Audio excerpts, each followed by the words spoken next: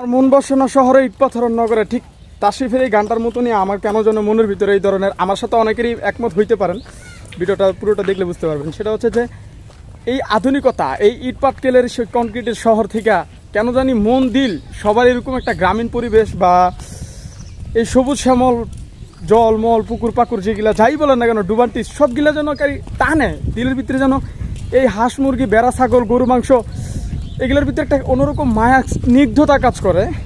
এটার জন্যই আর কি আজকে আমি আর আমার সাথে ছিল আমার বন্ধু রনি। তানজিল একটু ব্যস্ততার কারণে ওরা রাখতে পারিনি বা ও থাকে নাই। সেটা হচ্ছে যে ভাল লাগে একটা হুটহাট করে প্ল্যান ছাড়াই আর কি, হুট করে মন চাইছে আয়া পড়ছে। যদিও আমাদের এটা একটা বলতে পারেন যে আমাদের জন্য একটা ভাগ্যের ব্যাপার। সেটা হচ্ছে যে আমাদের এইখানে বেড়ায় 30 ফিট, সেটা কিনা হচ্ছে ঢাকা এবং নারায়ণগঞ্জ দুইটা জায়গায় ভাগ করছেন শীতলক্ষার একটা উপশাখা।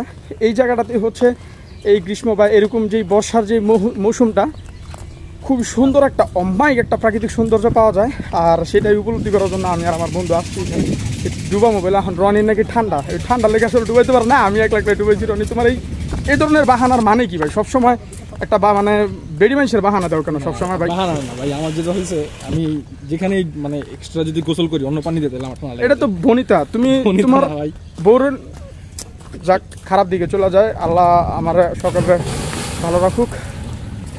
তোমার এই বনিতাগুলো বাদ দাও, এই একটা প্ল্যান প্রোগ্রাম করে আমার 1 লাখ ডুবান লাগছে আর কি। যাই হোক, পরিবেশটা খুবই ভালো লাগতেছে। আপনাদের কাছে কেমন লাগতেছে জানাইতে পারেন।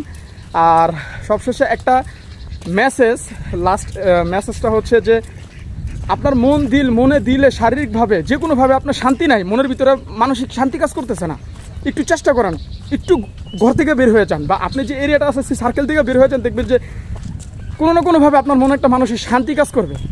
তো আমার ভিতরে একটা আর কি এই জায়গাটাতে আর কি পরিবেশটা আইসা আমার কাছে মনে হইতেছে কি আধুনিকতা, এই গ্রামীণ পরিবেশটার ভিতরেই যেন অন্যরকম একটা শান্তি কাজ করতেছে। আপনার মতামত জানাইতে বলবেন না। ভালো থাকবেন, সুস্থ থাকবেন। আসসালামু আলাইকুম।